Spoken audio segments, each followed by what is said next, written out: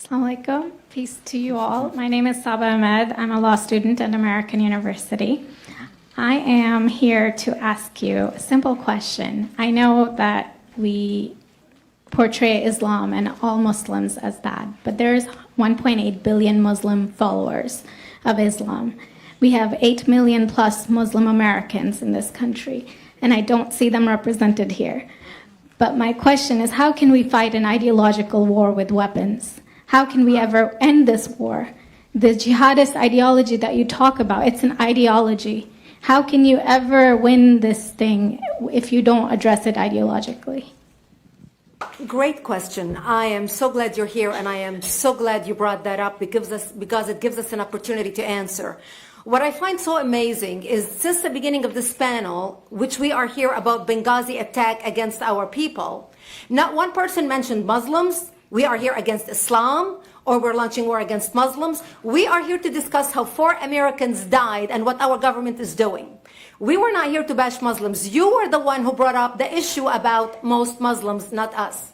And since you brought it up, allow me to elaborate with my answer.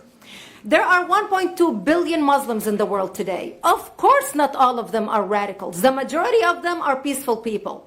The radicals are estimated to be between 15 to 25%, according to all intelligence services around the world. That leaves 75% of them peaceful people.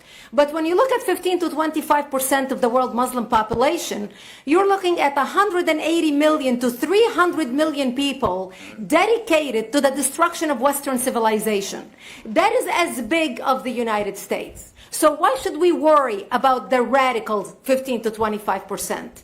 Because it is the radicals that kill. Because it is the radicals that behead and massacre. When you look throughout history, when you look at all the lessons of history, most Germans were peaceful. Yet the Nazis drove the agenda. And as a result, 60 million people died. Almost 14 million in concentration camps. 6 million were Jews. The peaceful majority were irrelevant. When you look at Russia, most Russians were peaceful as well. Yet the Russians were able to kill 20 million people. The peaceful majority were irrelevant. When you look at China, for example, most Chinese were peaceful as well. Yet the Chinese were able to kill 70 million people. The peaceful majority were irrelevant. When you look at Japan prior to World War II, most Japanese were peaceful as well. Yet Japan was able to butcher its way across Southeast Asia, killing 12 million people, mostly killed with bayonets and shovels. The peaceful majority were irrelevant. On September 11th in the United States, we had 2.3 million Arab Muslims living in the United States. It took 19 hijackers, 19 radicals to bring America down to its knees, destroy the World Trade Center, attack the Pentagon, and kill almost 3,000 Americans that day. The peaceful majority were irrelevant. So for all our powers of reasons and us talking about moderate and peaceful Muslims, I'm glad you're here. But where are the others speaking out? And since you are the only Muslim representative,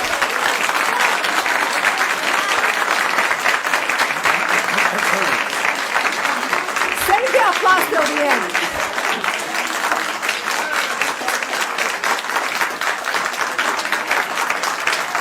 Thank you.